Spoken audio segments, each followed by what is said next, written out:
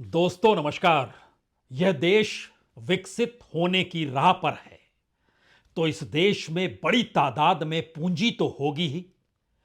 इस देश की इकोनॉमी दुनिया में तीसरे नंबर की इकोनॉमी कभी भी हो जाएगी, तो फिर इस देश में सबसे बड़ा नेटवर्क संभाले हुए कॉरपोरेट के मैनिपुलेशन तो चलेंगे ही।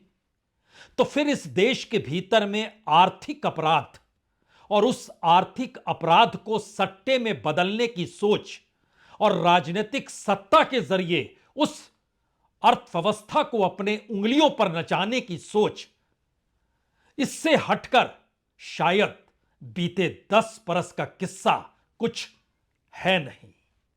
लगातार 5वें महीने शेयर बाजार अगर डूब रहा है तो आप पुरानी किताब निकालकर कहेंगे देखिए 5 महीने इससे पहले 1996 में यह हालत थी।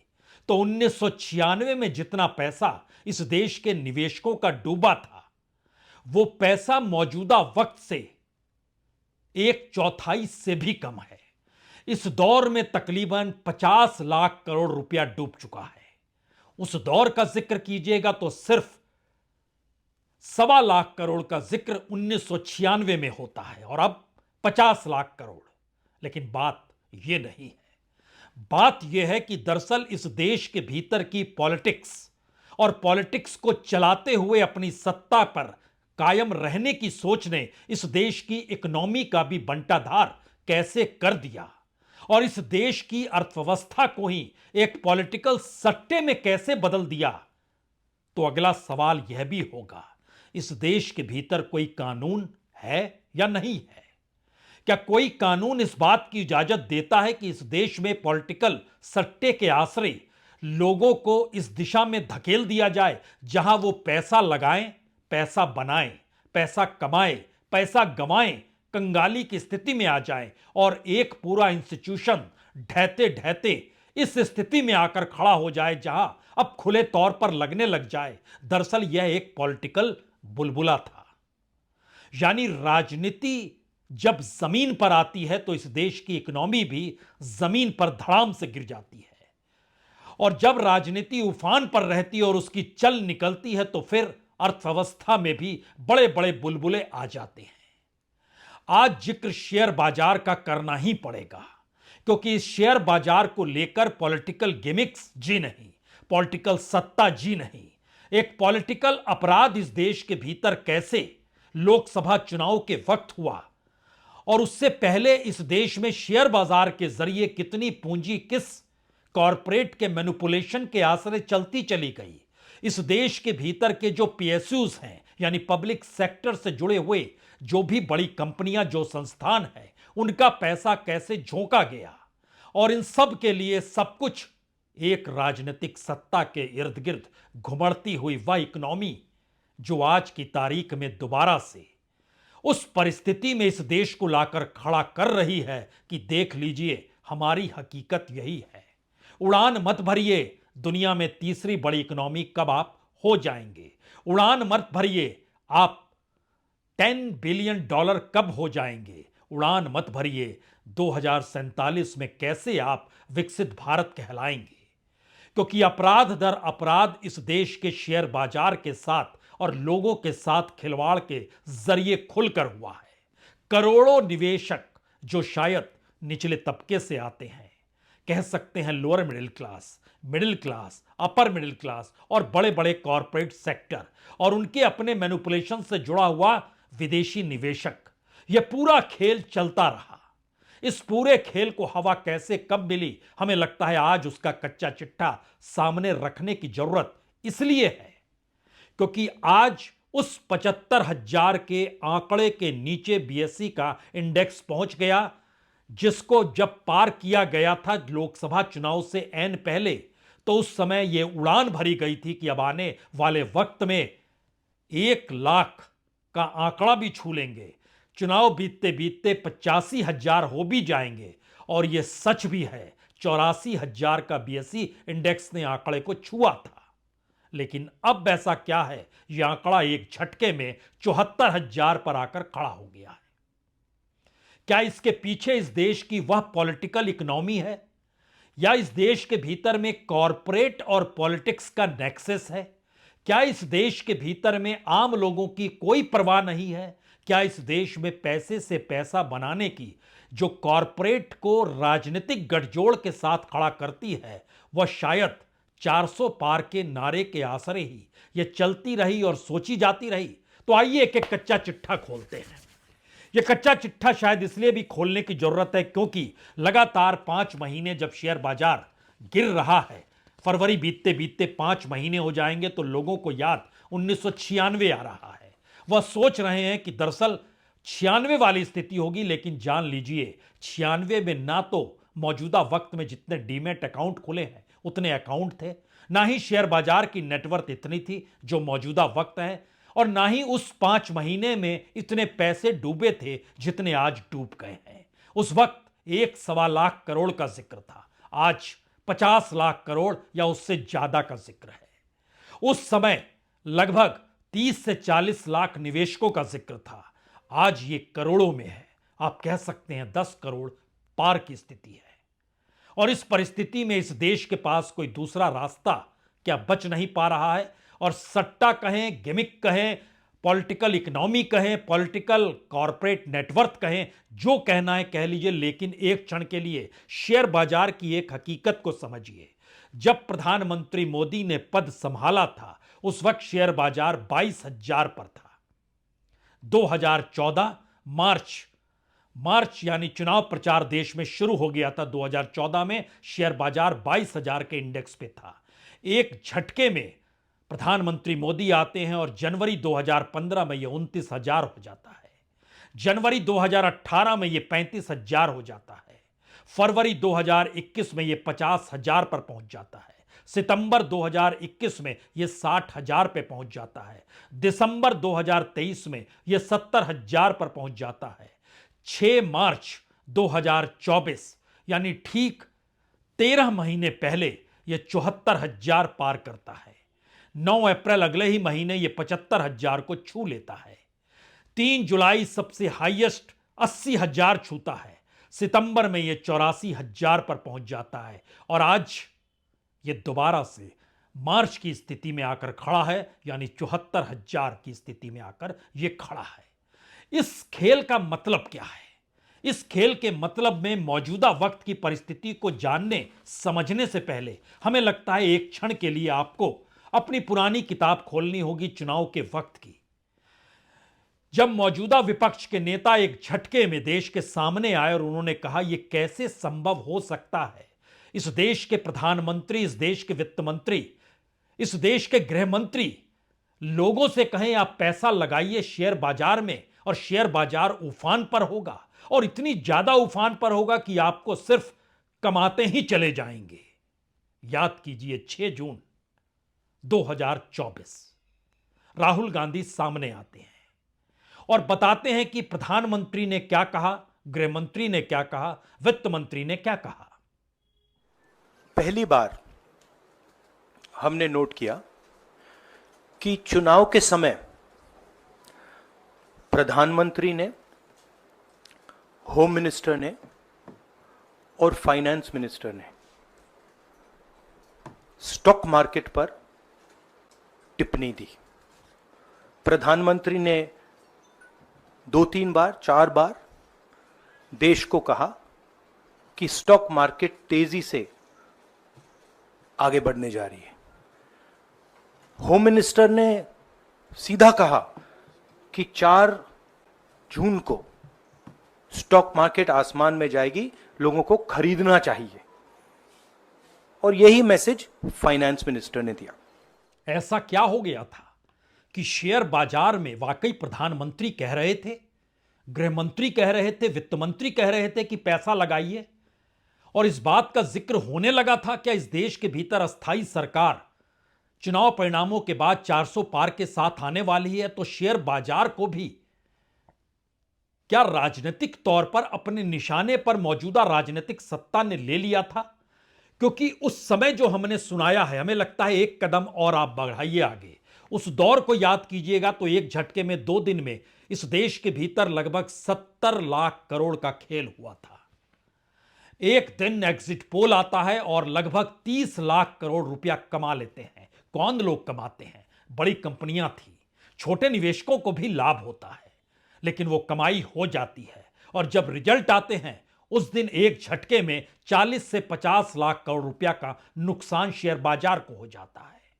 यानी राजनीतिक चुनाव परिणाम में एक एग्जिट पोल और असल परिणाम के बीच में इस देश के भीतर में 70-80 लाख करोड़ रुपए का खेल हो गया। ये पैसा इस देश को तो एक झटके में कंगाल बना देता, लेकिन किन्होंने कमाया? वो कौन बड़ी कंपनियां थी? उस दौर में जब पहली वक्त कमाया गया तो कितनी बड़ी तादाद में खरीद फरोख्त विदेशी निवेशक कर रहे थे जो इस वक्त पैसा निकाल रहे हैं।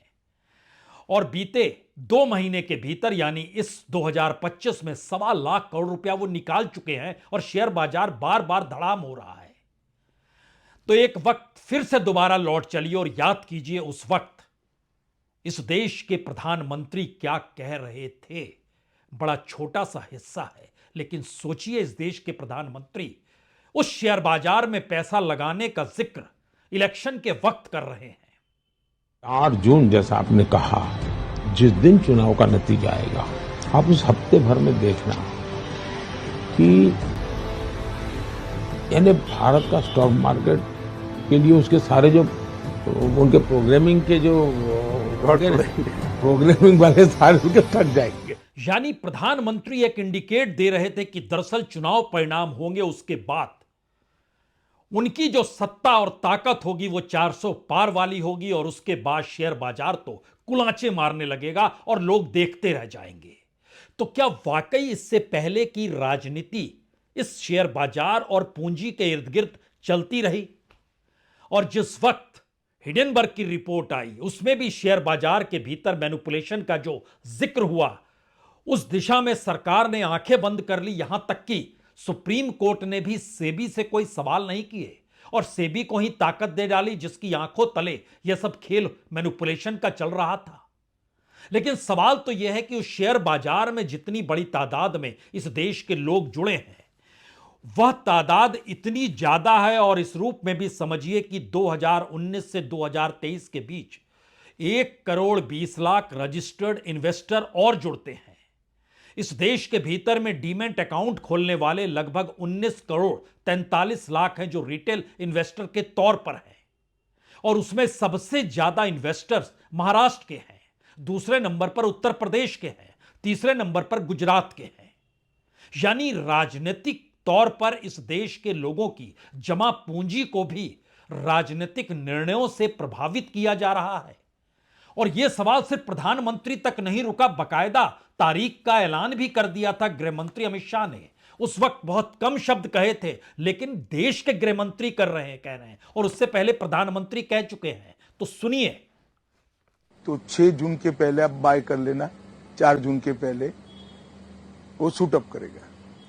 यह कॉन्फिडेंस था या फिर इस देश में पूंजी को हड़पने का खेल था?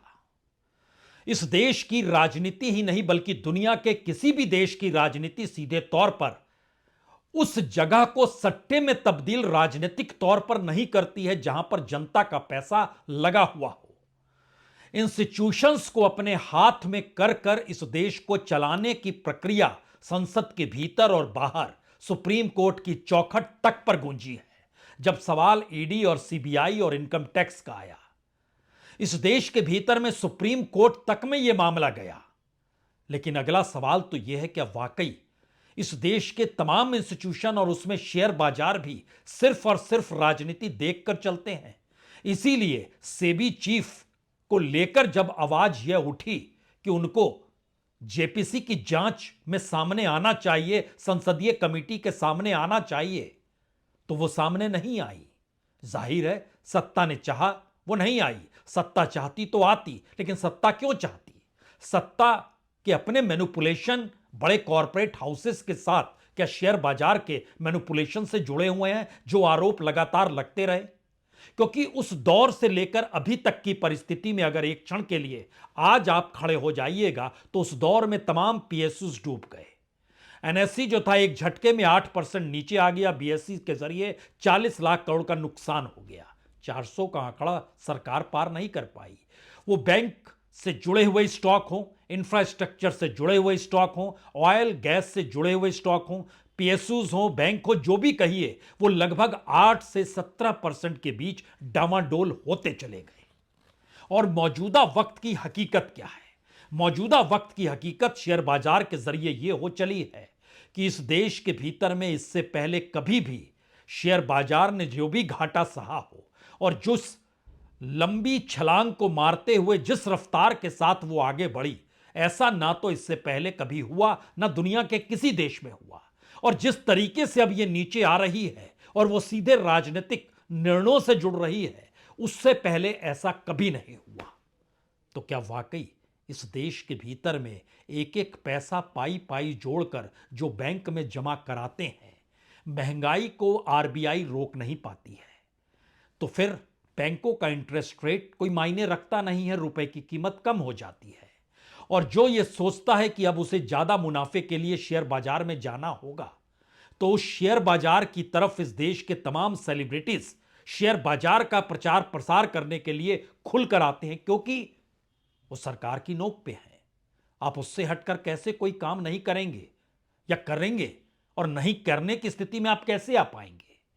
यानी सब कुछ सत्ता के मातहत कैसे चलता है, उस परिस्थिति को अगर पकड़िएगा तो एक झटके में जो शेयर बाजार का उफान था और उसका जो नेटवर्थ था, वो नेटवर्थ इस देश के भीतर में जो घाटे का सौदा हो गया, वह आपको पीवी नरसिम्हा राव के दौर की याद दिला देगा। उस समय शेयर बाजार में जितना पैसा था, उससे ज्यादा पैसा मार्च से लेकर अभी तक के बीच में वह खेल होते चला गया। तो क्या भारत रईस हो गया? और भारत के भीतर क्या यह कहा जा सकता है कि इस देश को विकसित राह पर चल निकला है? हर के पास पूंजी है, हर कोई पैसा मन से लगा रहा, कोई दूसरा रास्ता बचा नहीं। यानी इस देश की इकोनॉमी आजादी के बाद से 1996 तक जिन परिस्थितियों में चल रही थी, उस परिस्थिति से ज्यादा इस दौर में पॉलिटिकल निर्णयों के आश्रय, पॉलिटिकल इंडिकेशंस के आश्रय, राजनीतिक सत्ता के आश्रय इस देश के शेयर बाजार को भी उस गिमिक में लाकर खड़ा कर दिया गया। तो शायद इसीलिए आज की तारीख में जब यह सवाल होता है कि बिजनेस एक्टिविटी लो है, जब यह कहा जाता है कि कंज्यूमर सेंटिमेंट अब तो डूब सा गया है, जब यह कहा जाता है ये सारे बुलबुले थे जो टूट जाएंगे, खत्म हो जाएंगे, कुछ दिन और आप इंतजार कीजिए, जब अमेरिका के साथ टैरिफ पर समझौता होगा, जब चीन के साथ आप खड़े होंगे। हकीकत तो यह भी है कि भारत में ज्यादा माल कृषि के क्षेत्र का अमेरिका भेजना चाहता है, तो वो चाहता है कि अब खेतीहर से जुड़े हुए प्रोडक्ट पर टैक्स को कम किया जाए। आप 39% लेते हैं, अमेरिका कहता है हम तो आपके माल पर सिर्फ 5% टैक्स लगाते हैं। यानी आने वाले वक्त में एग्रीकल्चर के क्षेत्र में भी मुश्किल होने वाली है। मेक इन इंडिया का नारा दिया गया, लेकिन वो नारे के साथ इस देश का कोई कॉरपोरेट आपको जुड़ा हुआ नजर नहीं आएगा। हमारी टीम ने कहा कि दरअसल जरूर बताइए, इस देश के भीतर में पूरा मेक इन इंडिया बनाने के लिए जो भी पुर्जे चाहिए, वो सारे पुर्जे चाइना से आते हैं, कैपिटल गुड्स के तौर पर, इंटरमीडिएट गुड्स के तौर पर, रॉ मटेरियल के तौर पर, जिसके भीतर आप ऑटो कंपोनेंट देख सकते हैं, इलेक्ट्रॉनिक पार्ट्स देख सकते हैं, मोबाइल फोन कंपोनेंट देख सकते हैं। यानी एक पूरी फहरिस्त है। यानी बिना चाइना के माल के मेक इन इंडिया भी नहीं चलेगा। और एग्रीकल्चर के क्षेत्र में अमेरिका दस्तक दे रहा है, तो फिर रास्ता क्या है? और उस रास्ते को लेकर ही शायद ये आवाज उस वक्त खड़ी हुई थी, इलेक्शन के वक्त, कैसे प्रधानमंत्री इसमें शामिल हो सकते हैं। तो क्या ये पूरा गिमिक जो है, जो मौजूदा वक्त में शेयर बाजार को अपनी आगोश में ले चुका है, अब इकोनॉमी को दोबारा से उस स्थल पर लाकर खड़ा करने वाला है जो इस देश की असल हकीकत है? तो अगर इलेक्शन के समय जो मांग हो रही थी कि प्रधानमंत्री की भूमिका क्या है, गृह मंत्री की भूमिका क्या है, फाइनेंस मिनिस्टर क्यों कह रही हैं, यानी शेयर बाजार को लेकर पॉलिटिकल तौर पे जो बयान दिए जा रहे थे, उसकी जांच होनी चाहिए। And we are interested in having a joint parliamentary committee, a JPC, to investigate the role of the Prime Minister, the role of the Home Minister, role of BJP members, and also those people who have done these fake exit polls. And finally, we want to understand who are the people, these foreign investors, who did these trades. So we want an investigation. ये बातें 8 महीने पुरानी हैं और उसके बाद इस देश के भीतर में शेयर बाजार का जो पूरा मैनिपुलेशन चलते रहा, उसने इस देश की इकोनॉमी को और उसी नेटवर्थ के आसरे इस देश को दुनिया की तीसरी बड़ी इकोनॉमी के रास्ते पर चलना भी सिखा दिया, सपने देखना भी बतला दिया। और जब विकसित भारत का सपना प्रधानमंत्री मोदी ने लाल किले के प्राचीर से परोस दिया, तो फिर हाथों हाथ हर किसी ने ले लिया। लेकिन क्या वाकई इस देश की इकोनॉमी असल मायने में जो एक मिडिल क्लास का व्यक्ति है और उसकी जो कमाई थी, इस दौर में कम हो गई है? 2014 की तुलना में आंकड़े बढ़े तो जरूर हैं, लेकिन महंगाई के आंकड़े भी बढ़ गए, बैंकों के भीतर का खर्चा भी बढ़ गया, इंटरेस्ट रेट भी महंगाई से नीचे आ गया।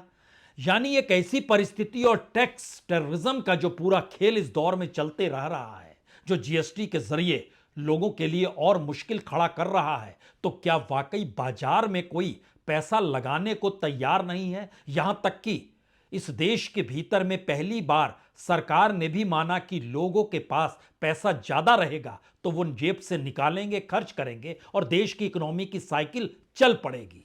तो सवाल सरकार से किसी ने नहीं पूछा, लोग पैसा जेब से क्यों नहीं निकाल रहे हैं? और अब जब 12 लाख रुपए को टैक्स फ्री करने का डिंडोरा खुले तौर पर पीटा गया, उसके बाद की परिस्थिति में भी वो मिडिल क्लास पैसा जेब से क्यों नहीं निकाल रहा है? तो क्या स्थितियां इतनी ज्यादा नाजुक है? जिस दिशा को लेकर सरकार ढिंडोरे पीटती है, वो दरअसल सिर्फ एक पॉलिटिकल टूल है। और स्थिति कहीं ज्यादा नाजुक है, और वो पहली बार अगर शेयर बाजार के जरिए खिसकती चली आएगी, तो इसमें कोई दो मत है नहीं कि आने वाले 2-3 महीनों में शेयर बाजार का आंकड़ा 60-65 हजार पे आ जाएगा। यानी पुरानी जो हमारी टीम ने रिपोर्ट निकाली, उसमें बतलाया कि ये 2021 की स्थिति में आकर खड़ा हो जाएगा। यानी 2021 की जो बेसिक इकोनॉमी थी, जो कोविड के तुरंत बाद की इकोनॉमी थी, उसके बाद चीजें ग्रोथ ही नहीं की है, और वो सिर्फ एक बुलबुले के तौर पर थी, या फिर उससे भी ज्यादा नाजुक कहीं 50 हजार की स्थिति में तो नहीं आएगा, जो कोविड काल में तुरंत बाद जो फरवरी 2021 का शेयर बाजार का आंकड़ा था। हो सकता है, क्योंकि जिस रफ्तार से 10,000 पॉइंट नीचे गए हैं, जिस रफ्तार से उस 10,000 पॉइंट के जरिए 50, 60, 70 लाख करोड़ का खेल इस दौर में भी हो गया। यानी इलेक्शन के पीरियड का खेल अलग था और अक्टूबर से लेकर फरवरी तक का खेल अलग है। उस समय इलेक्शन का मैनिपुलेशन था, इस दौर में ओरिजिनल इकोनॉमी की समझ है, और अंतर्राष्ट्रीय तौर पर जो ट्रेड वार शुरू हो गया है और उसका जो असर बड़े कॉर्पोरेट्स पर पड़ने वाला है, और उसके जरिए जो एफआईआईज पैसा लगातार निकाल रहे हैं, आज भी निकाला गया 4-5 हजार करोड़ रोजाना का ये एवरेज चल रहा है। तो यहां पर क्यों नहीं टिके? और फाइनेंस मिनिस्टर ये कहती हैं कि यहां से बहुत कमा लिया इसलिए निकाल रहे हैं, इसलिए आप घबराइए मत, कुछ नहीं होगा और ज्यादा कमाई ही होगी। यानी एक अजीबोगरीब परिस्थिति में इस देश की उस पॉलिटिक्स को लाकर खड़ा कर दिया जो सीधे तौर पर अब इकोनॉमी पर अपने ट्रिगर को लाकर खड़ा कर चुकी है कि देखो, संभलो संभालो नहीं तो डूब जाओ। और संभलो और संभालो कौन? वो कॉरपोरेट जिसको एक वक्त टैक्स की माफी 1,40,000 करोड़ की इसलिए दी गई कि वो पैसा लगाए इस देश के भीतर, कुछ रोजगार पैदा हो, वो अभी नहीं हुआ। मिडिल क्लास को लेकर कहा गया वो पैसा निकालेगा, उसके पास तो पैसी ही स्थिति नाजुक थी, अब वो पैसा बचाए, निकाले क्यों? यानी एक ऐसी परिस्थिति में लाकर शेयर बाजार में हिचकोले खाते हुए करोड़ों निवेशकों को छोड़ दिया गया। और सवाल यह नहीं है कि वह शेयर बाजार बड़े कॉरपोरेट के हिस्से और उनके पैसे से चलता है। सवाल यह भी नहीं है कि इस देश के भीतर में एक ऐसी संस्था है जो कि अंतर्राष्ट्रीय तौर पर जिसका मूल्य बढ़ेगा और देश के भीतर जिस कंपनी का मूल्य बढ़ेगा उसके शेयर बाजार ऊपर जाएंगे। ऐसा भी नहीं है। यह तो पूरा मैनिपुलेशन की परिस्थिति में लाकर शेयर बाजार को 2021-22 के दौर से खड़ा किया गया, और इलेक्शन आते आते यह उफान पर था। और मौजूदा वक्त में जब हकीकत देख रहे हैं तो एक झटके में हर किसी को अब नजर आने लगा है कि अच्छा, बीते 3-4 बरस के भीतर इकोनॉमी बढ़ी ही नहीं, स्थितियां और नाजुक हो गई। इसमें आज अलग अलग सेक्टर का जिक्र मत कीजिए, सिर्फ इतना समझिए कि अगर हकीकत में भारत की जो इकोनॉमी है और उसके जरिए जो पंप पॉलिटिकल तौर पे करके उसको फुलाया गया, वो अगर धीरे धीरे ओरिजिनल रास्ते पर आ रहा है तो क्या भारत की शेयर बाजार के बैरोमीटर के जरिए यह समझ लिया जाए कि जो स्थिति फरवरी 2021 की थी वही स्थिति में दोबारा से इकोनॉमी लौट रही है, या ये पॉलिटिकल गिमिक के भीतर कोई नया बुलबुला फिर से शुरू हो जाएगा, या इस देश की कॉरपोरेट के पूंजी के आश्रय पॉलिटिक्स भी संभल जाए और शेयर बाजार भी इस दिशा में कदम बढ़ जाएंगे। हो सकता है, लेकिन शायद इस गिरते हुए शेयर बाजार को आज कहा जा सकता है यह बिल्कुल नहीं होगा। बहुत बहुत शुक्रिया, बहुत बहुत शुक्रिया।